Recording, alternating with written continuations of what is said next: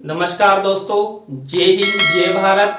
मैं हूं CL Saini, CDRK Saini BEd classes में आप सभी का हार्दिक स्वागत है, अभिनंदन है। दोस्तों, हमारे इस चैनल के माध्यम से आप सभी की फरमाइश पर इकाई योजना निर्माण कार्यक्रम चलाया जा रहा है।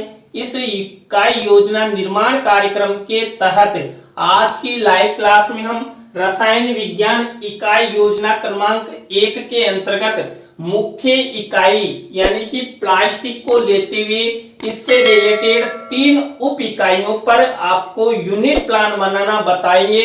तो आप सब बने रहें हमारे साथ, हमारे इस चैनल के साथ। और दोस्तों, यदि आप हमारे इस चैनल पर पहली बार आए हैं तो हमारा सपोर्ट बनाने के लिए आप हमारे चैनल को सब्सक्राइब करें और पास ही बने बेल आइकन को जरूर दबावें।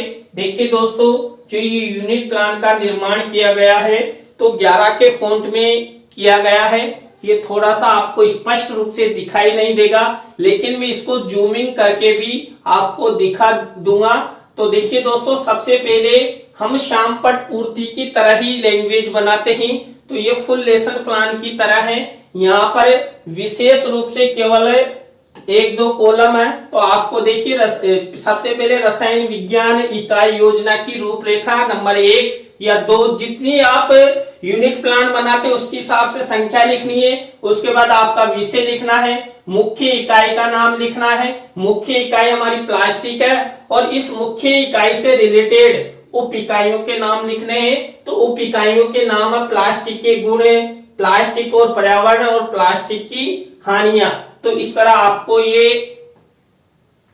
ये श्याम पट पूर्ति जैसी कार्रवाई करनी है। इसके बाद देखिए दोस्तों, यहां पर क्या होता है, हम यूनिट प्लान स्टार्ट करते हैं। तो दोस्तों, यहां पर जो हम यूनिट प्लान स्टार्ट करते हैं तो फुल लेसन प्लान में तो हम ऊपर से नीचे की ओर लेसन प्लान बनाते हुए आ जाते हैं, लेकिन यहाँ पर क्या किया जाता है दोस्तों, यहाँ पर हम दाएं से बाएं की ओर बनाते हुए आते हैं और ऊपर से नीचे की ओर भी बनाते हुए आते हैं।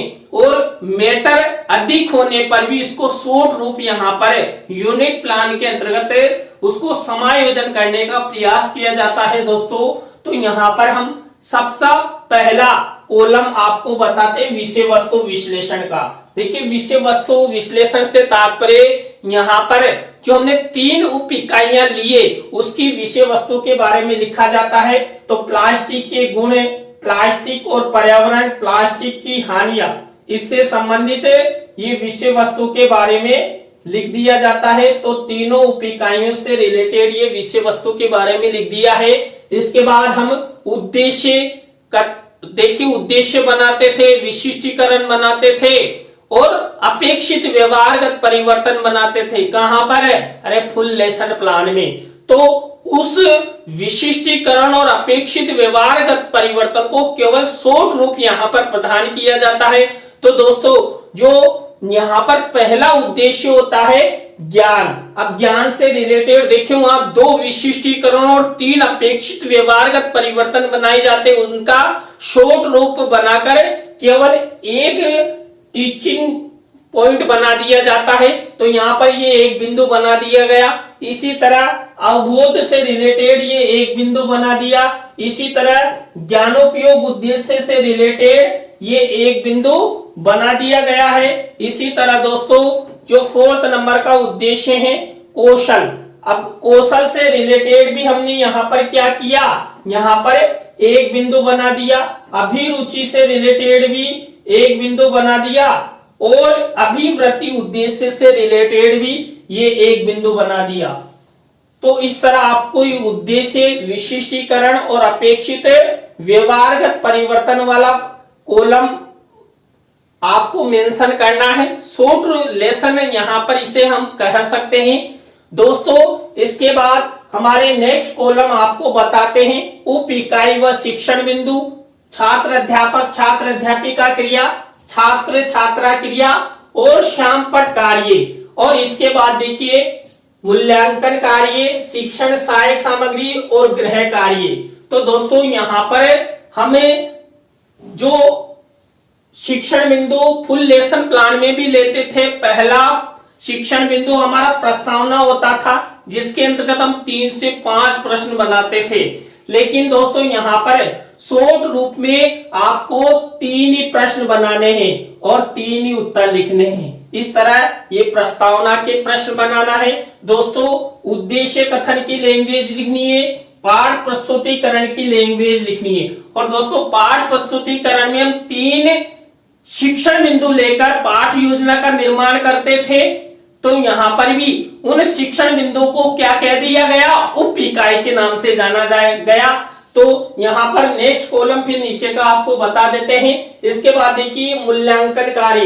देखिए फुल लेसन प्लान में जो हम पुनरावृत्ति प्रश्न बनाते थे ना, उससे रिलेटेड यहाँ पर लिख देना है। मूल्यांकन प्रश्न बनाते थे, उससे रिलेटेड लिख देना है। यानी कि कुल प्रश्नों में 1-2 प्रश्न यहाँ पर लिख देते हैं। इसके बाद शिक्षण सहायक सामग्री। देखिए फुल लेसन प्लान में हम सामान्य और विशिष्ट शिक्षण सहायक सामग्री का निर्माण करते थे, वो 8वें नंबर के कॉलम में लिखना है। यदि आप कोई चित्र भी दिखा रहे हैं तो चित्र यहाँ पर मेंशन करना है।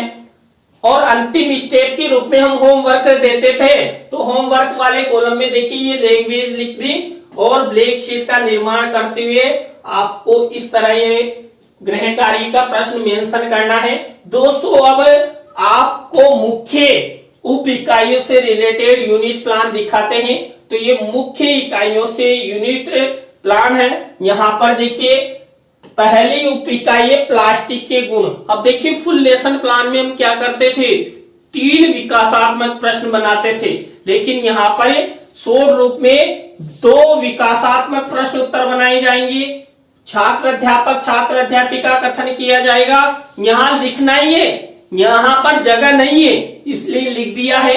इसके बाद बोध प्रश्न कि हमें 2 बोध प्रश्न उत्तर बना देंगे। तो इस तरह, क्योंकि यहाँ पर हम यूनिट प्लान की रूपरेखा बना रहे हैं, न कि फुल लेसन प्लान बना रहे हैं। इसी तरह दूसरा जो उप इकाई है प्लास्टिक और पर्यावरण, उससे रिलेटेड ये विकासात्मक प्रश्न उत्तर और ये 1-2 विकासात्मक प्रश्न उत्तर बना दिए। छात्र अध्यापक छात्र अध्यापिका कथन कर दिया और ये बोध प्रश्न उत्तर बना दिए। और देखिए इधर शामपट कार्य वाला कॉलम था 6 नंबर का।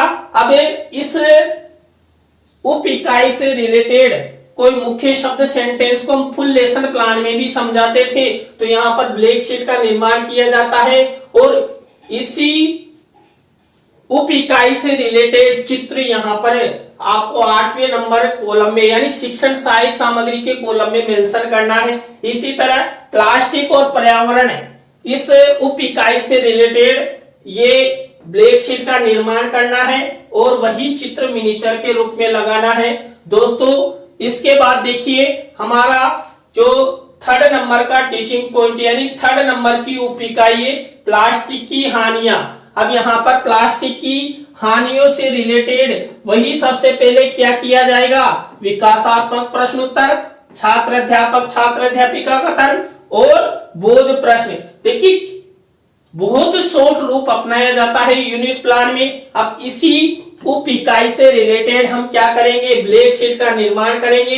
इसी से रिलेटेड यहाँ पर चित्र लगा देंगे, यानी न्यूनतम 3 उप इकाइयों से रिलेटेड 3 चित्र यहाँ पर लगाए दिए जाते हैं। अब दोस्तों मैं आपको इसको जूम करके बता देता हूं और आप यहाँ पर स्क्रीनशॉट ले लेना, जिससे आप अपनी जो यूनिट प्लान डायरी है उसमें आसानी से इसको बना सके।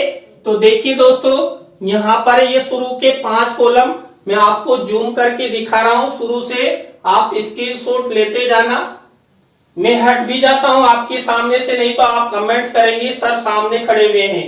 तो देखिए ये शुरू के 5 कॉलम से रिलेटेड जूमिंग आपको दिखाई दे रही है। आप स्क्रीनशॉट लेते रहिए और यदि आपको हमारा ये यूनिट प्लान अच्छा लग रहा हो तो लाइक भी करना, कमेंट्स भी करना और दोस्तों यहाँ पर आप अपने फ्रेंडों को शेयर भी जरूर करना। और दोस्तों यदि आपको हमारा लेसन प्लान और अधिक अच्छा लग रहा हो तो हमें हमारे हेल्पलाइन नंबर पर 1-1 किलो बादाम के चित्र अवश्य भेजिए, जहां पर मैं उन चित्रों को देखकर बादाम की गंध यानी कि उसको ग्रहण कर लूंगा। अब इस तरह देखिए दोस्तों, ये 6 से 10 नंबर तक के कॉलम की जूमिंग है, आप स्क्रीनशॉट ले लीजिए। ये देखिए, आपको इस तरह वही फुल लेसन प्लान की तरह यूनिट प्लान में शॉर्ट रूप अपनाना है।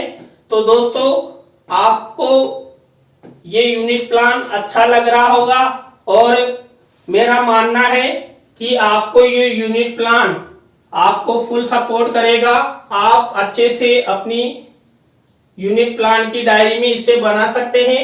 तो दोस्तों, आज की लाइव क्लास के अंतर्गत हमने केमिस्ट्री के अंतर्गत एक यूनिट प्लान बनाना आपको बताया। आज का यूनिट प्लान आपको कैसा लगा कमेंट्स में हमें जरूर बताएं। अच्छा लगा हो तो लाइक करें, कमेंट्स करें और शेयर जरूर करें दोस्तों। और आप हमारा इसी तरह सपोर्ट बनाए रखेंगे तो ही हम आगे बढ़ पाएंगे और तभी जाकर हम आपके लिए यूनिट प्लान बना पाएंगे। तो दोस्तों, बस आज के लिए इतना ही। जय हिंद, जय भारत, राम राम।